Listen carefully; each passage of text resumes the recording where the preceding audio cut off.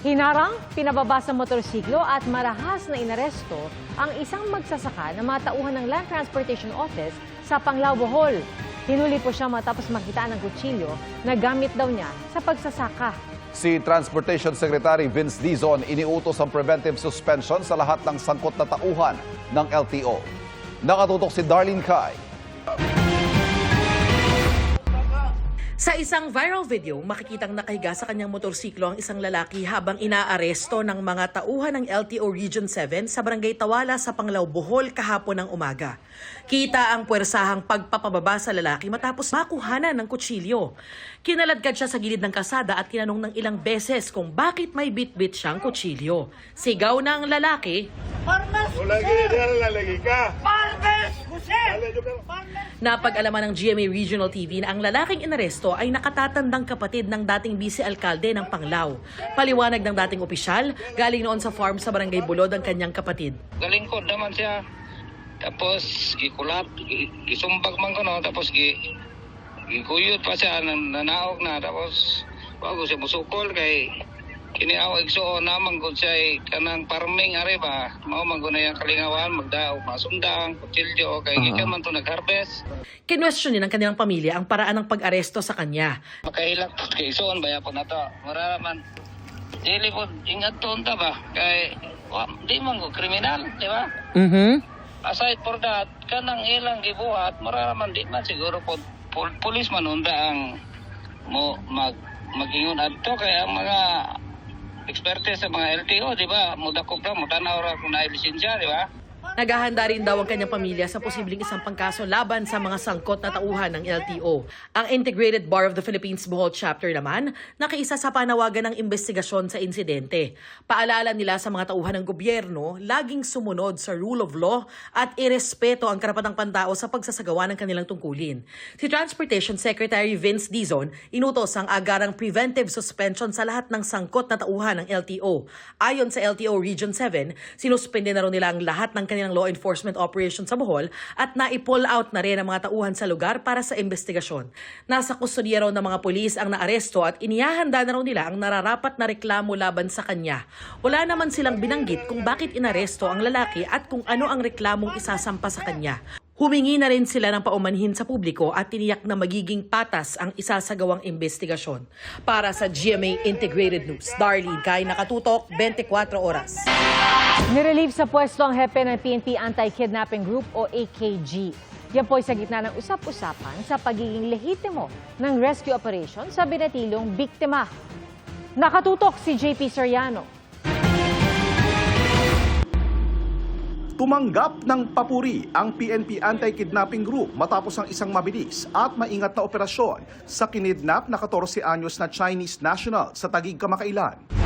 Pero matapos ang ilang araw, ipinag-utos ni PNP Chief General Romel Francisco Marbil na sumailalim sa administrative relief ang hepe ng AKG na si Police Colonel Elmer Ragay.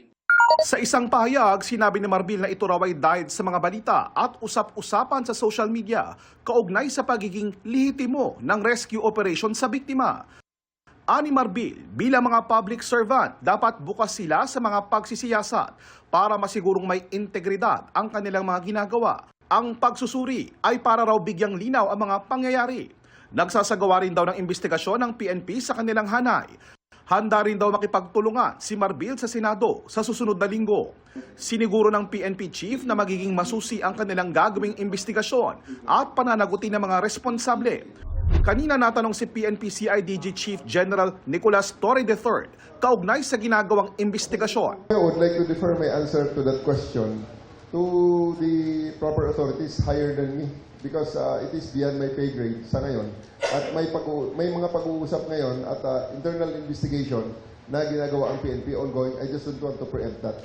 Patuloy naming kinukuha ang pahayag ni Ragay.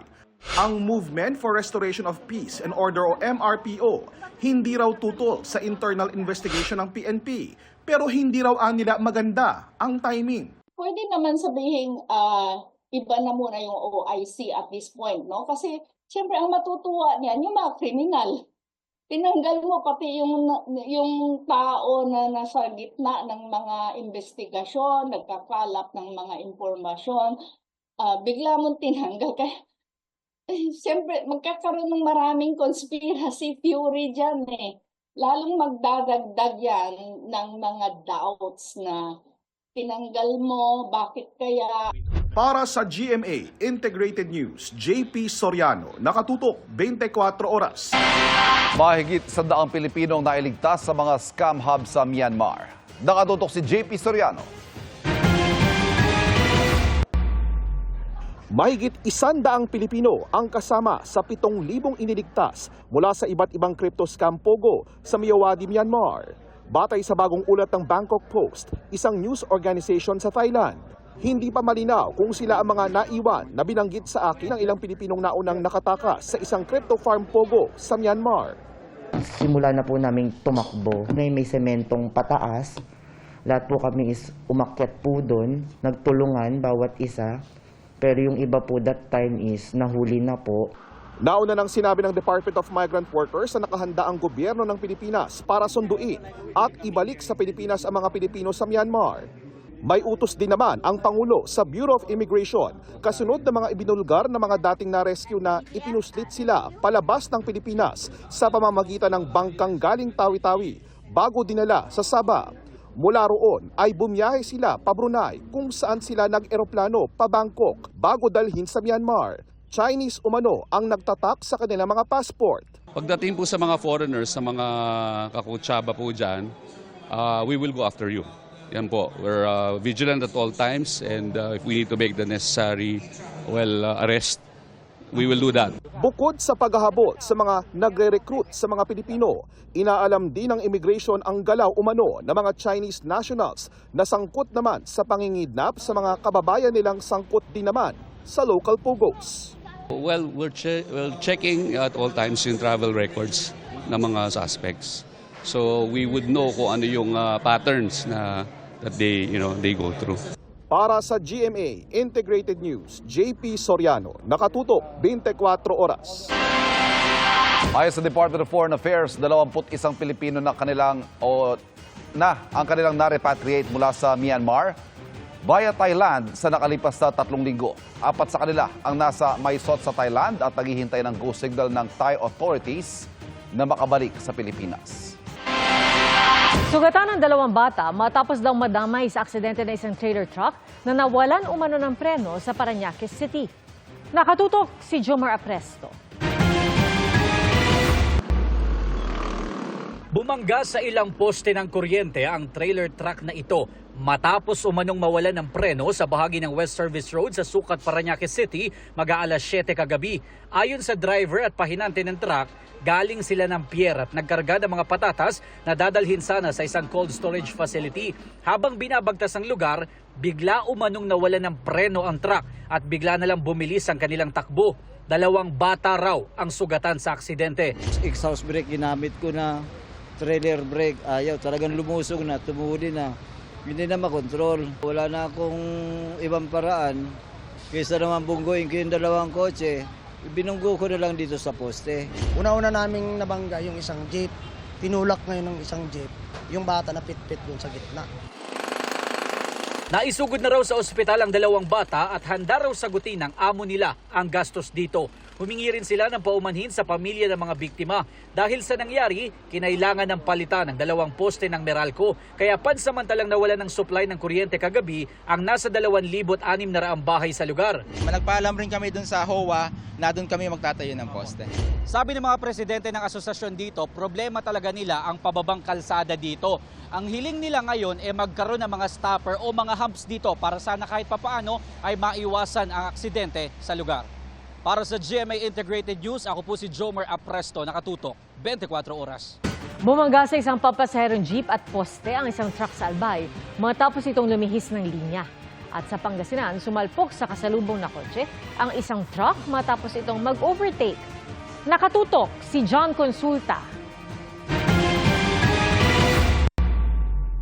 Kita sa CCTV ang pag-overtake ng isang truck na may kargang saging sa pampasaherong bus sa Binalonan, Pangasinan. Sa kabilang linya, makikita naman ang paparting na kotse. Iiwas pa sana ang kotse pero mabilis itong pumailalim sa truck matapos masalpok. Damay rin ng isang pedestrian na nagtamo ng sugat sa paa. Wasak at yupi-yupi ang unahang bahagi ng kotse. Isinugod sa ospital ang mag-asawang sakay nito pero nasawi kalaunan ang mister na nagmamaneho ng kotse. Ayon sa pulisya, hindi nakita ng truck driver ang kasalubong na kotse bago ito mag-overtake. Mahaharap sa kaukulang kaso ang truck driver na wala pang pahayag ukol sa insidente. Nakunan din ang pagsalpok ng isang truck sa pampasaherong jeep sa Daraga, Albay. Makikita na paliko dapat sa kurbadang bahagi ng kalsada ang truck nang bigla itong lumihis ng linya. Bumisina ang truck kaya nakapagpreno ang kasalubong na jeep at napatigil pero nasalpok pa rin ito. Sa lakas ng impact, napatras ang jeep habang dumire-diretso ang truck na bumangga sa isang poste. Wala namang nasaktan sa insidente. 14 naman ang sugatan nang mabundol ng isang dump truck ang ilang sasakyan at isang papasaherong bus sa Tuwi, Batangas. Base sa inisyal na investigasyon, nawalan umano ng preno ang driver ng truck kaya nahagip nito ang bus. Tumagilid sa kalsada ang truck at kumalat ang karga nitong lupa. 7 nakapaladang sasakyan ang nadamay sa aksidente. Nagpapagamot na sa ospital ang mga sugatan kabilang ang truck driver na hindi pa rin nagbibigay ng pahayag. Patuloy naman ang investigasyon ng pulisya. Para sa GMA Integrated News, John Consulta, nakatutok 24 oras.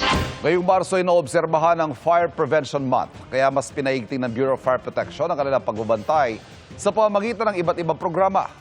Pero ano nga ba ang pangunahing sanhi ng sunog sa bansa at paano ito may iwasan? Alamin sa aking pagtutok. 50 bahay ang natupok sa Cebu City nitong Huwebes. Aabot sa 70 pamilya o nasa mahigit 200 individual na naapektuhan sa sunog na naapula matapos ang halos 3 oras.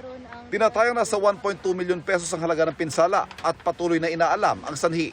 Nahirapan daw ang mga bumbero sa pagapula ng sunog dahil sa makitid na daan. Sa sunog sa Malabon kanina, kabilang sa mga naging hamon sa mga bumbero ang dikit-dikit na mga bahay kaya mabilis sa pagkalat ng apoy. Wala namang naiulat na nasaktan sa sunog na umabot sa ikalawang alarma. Pero mabilis idiniklarang under control dahil agad nakaresponde mga bomberong bahagi ng motorcade kaugnay ng paglulunsad ng Fire Prevention Month.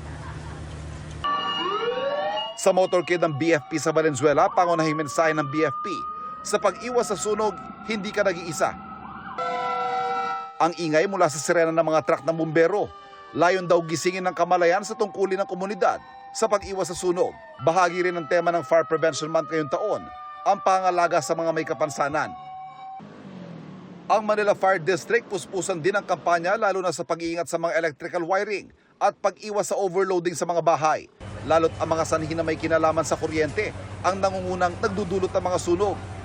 Malaki na raw ay binaba ng bilang ng insidente ng sunog sa Maynila kumpara noong nakaraang taon. 62 na sunog mula January 1 hanggang February 28, 2025. Mula sa 212 na naitala noong January hanggang March ng 2024.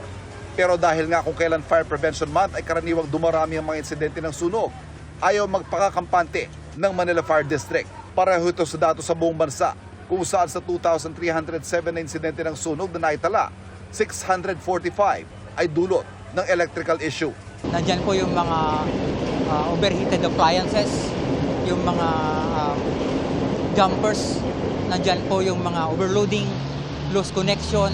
Yun po usually po yung mga nagiging number 1 cause of fire po natin. Sa panayam ng Super Radio DZBB, sinabi ng tagapagsalita ng BFP na kailangan maging mapagmatsyag at alerto. Kung may mapansin man daw nakakaiba o maaaring makapaglagay sa inyo sa panganib, kahit daw yung simpleng pagsaspark kapag isinasaksa, maaaring dumulog sa kanilang tanggapan upang ipasuri ang inyong mga tahanan. Pinopromote natin ang exit drill in the home. Wag na wag pong papasok sa banyo, bagkus lumabas po ng tahanan. Pwede pong tumawag halimbawa ang isang homeowner sa inyong tanggapan. Para sa GMA Integrated News, Ivan Mayrina, nakatutok, 24 oras. From fitness goals to historic win. Yan po ang inspiring journey ni Philippine men's curling team leader Alan Frey matapos magkamit ng ginto sa Asian Winter Games. Sunod nilang target ang Winter Olympics at makahikayat ng magkababayan na sumubok sa minahal nilang sport. Narito ang report ni Martin Javier. Sa tinamaang gold sa recent Asian Winter Games, malayo na ang narating ni Alan Frey mula sa dati niyang pakikipaglaban lang sa obesity. Sino nga bang mag-aakala na ang sport na curling na paraan lang para mapabuti ang kalusugan. Maglalapit pala sa kanya sa bigger dreams. I was massively overweight. I was about 25 kilos more than today. The doctor told me, Ellen, your blood work is really bad. You need to change something. So my idea was, hey, let's try to go to the Olympics. How far can I take it? Hanggang mapamahal sa kanya ang sport at mabigyan pa ng pagkakataong maging kinatawan ng Pilipinas. My mom lives in Leyte, so I try to visit her like every other year. I want to become really, really fit, and the other side is I want to make Filipinos proud all over the world. Pero higit pa ang napatunayan ng kanilang team sa unang ginto ng Pilipinas sa Asian Winter Games. Lalo't wala namang winter sa Pilipinas at hindi full-time players ang bumubuo sa ating koponan. We are not a professional curling team. It's on the side, everybody has a job. The other teams like Japan, Korea, and China are professional teams. They do nothing else in curling. Nobody expected us to win. Nobody's counting on us. You know what? Let's just have fun out there, take it serious. We are as surprised as everybody else. Ngayon, ang dating underdogs, meron ng bigger target, ang Winter Olympics. Pero kailangan nila ng suporta. So our goal or our plan here is the first one is to create awareness. With success, more awareness comes because probably 99% or 99.9% of Filipinos don't know what curling is. So it's about creating awareness. Hopefully in a couple of years we have some homegrown curlers here in the Philippines. At kundi man sa curling, nawa raw maabot ng mga Pilipino ang kanilang pangarap, anumang edad o kondisyon sa buhay. When I started curling, I was 40 years old, I was overweight, I was unhealthy, and don't let anybody tell you what you can and can't do. Para sa GMA Integrated News, Martin Javier, Nakatutok, 24 Oras.